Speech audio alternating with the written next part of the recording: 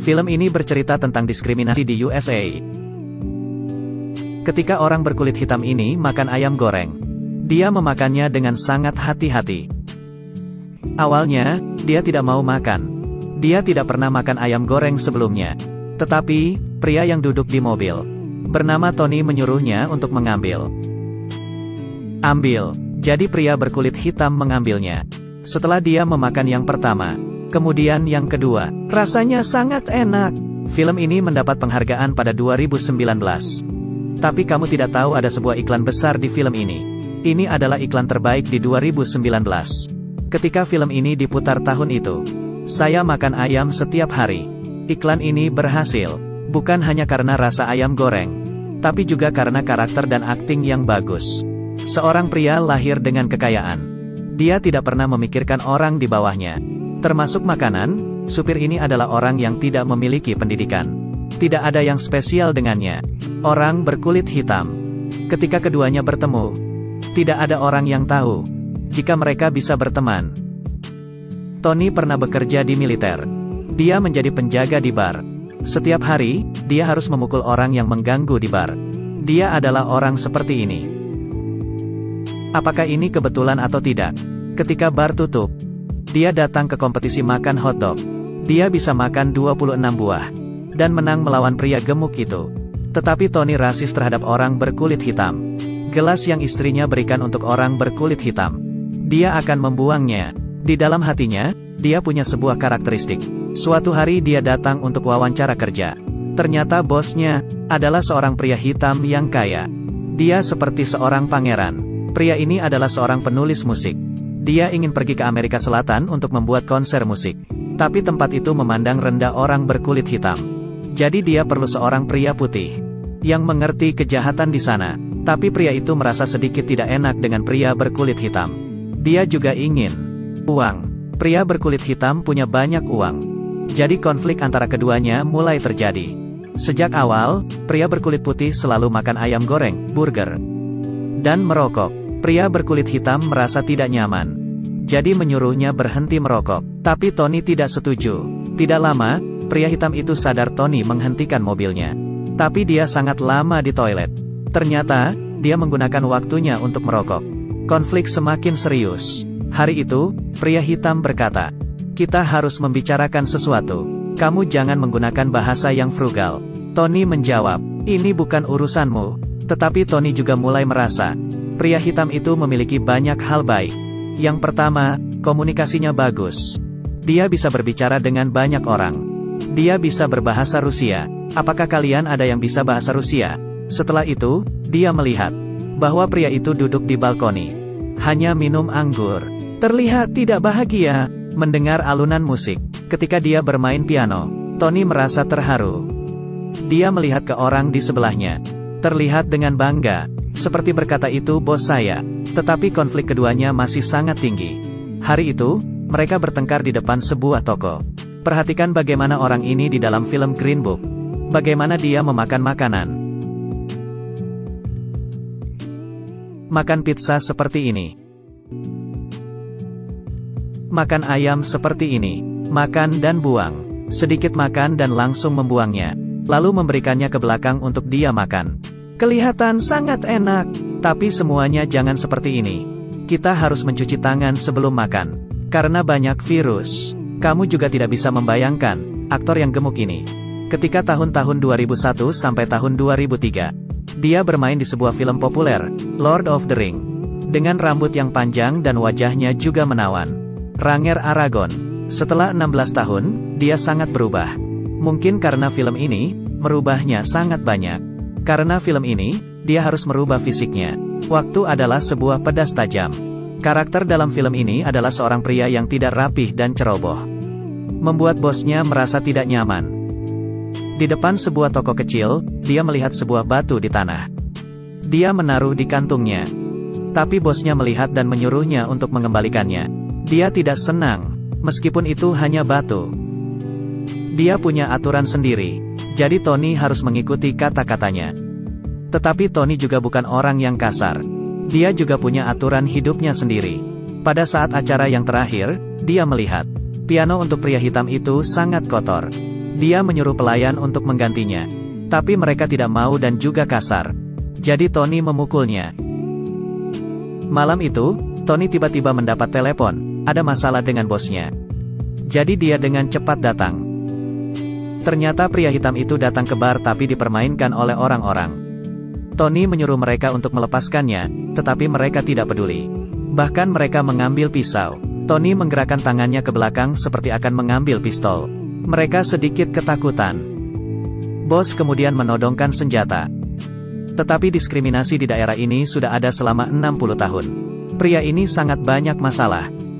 Hari itu, dia ingin ke toilet. Tapi pelayan tidak mengizinkannya, dia harus ke toilet luar. Karena toilet yang di belakang untuk orang hitam. Dia tidak setuju. Jadi dia harus pulang ke hotel.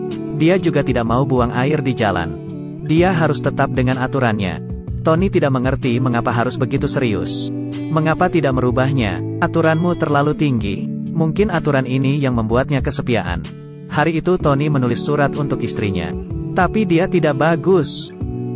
Jadi pria hitam menolongnya. Mereka berdua tidak sama. Sekarang isi surat sangat bagus. Tapi Tony tidak bisa berpikir bagaimana orang yang kesepian ini bisa punya banyak pengalaman seperti itu.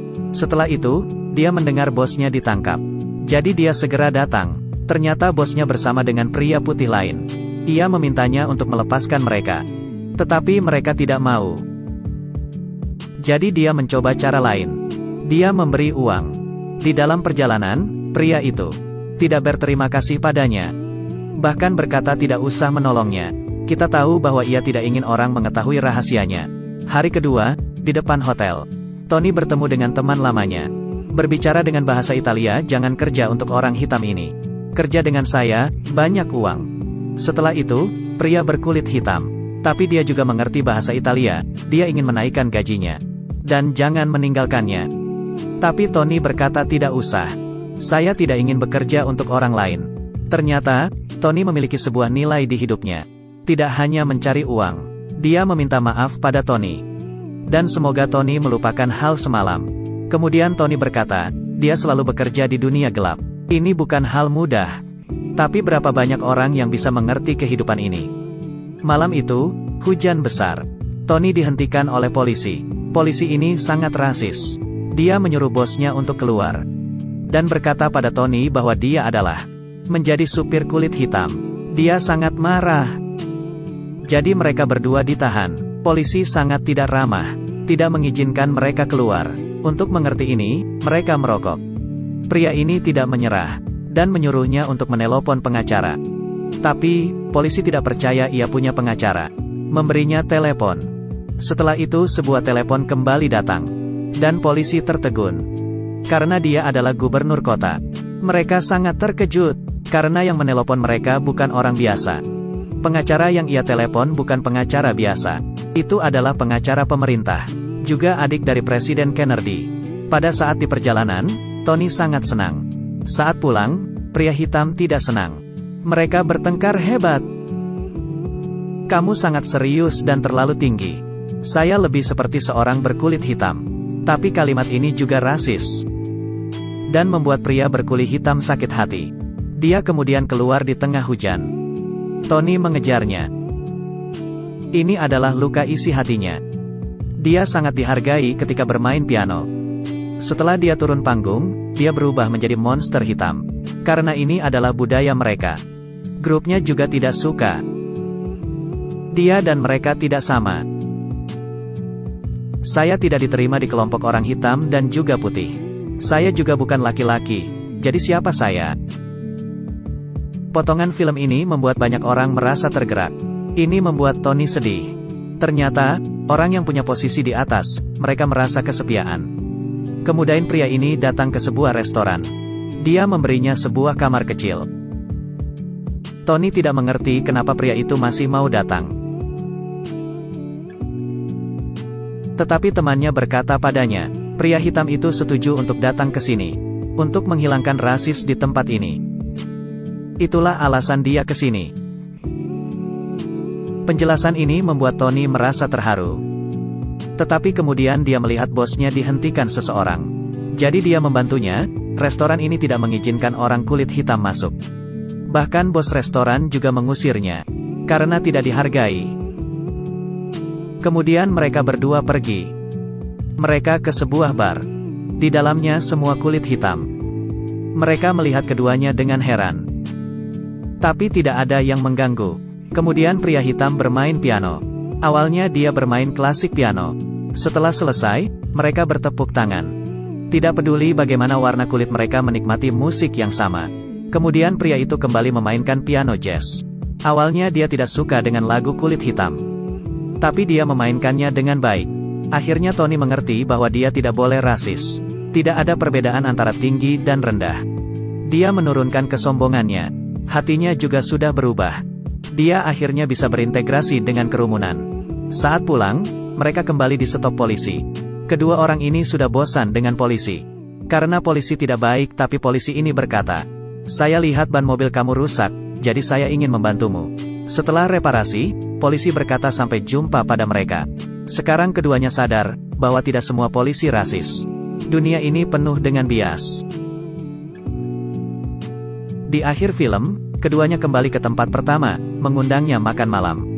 Tapi pria berkulit hitam pergi. Dia melihat rumah mewahnya. Tapi dia merasa kesepian. Pada saat ini, Tony makan dengan keluarganya. "Bagaimana kamu bekerja dengan orang hitam?" Tony berkata jangan seperti itu. Dia tidak lagi rasis. Kemudian pintu diketuk. Ternyata itu bosnya. Dia datang membawa win.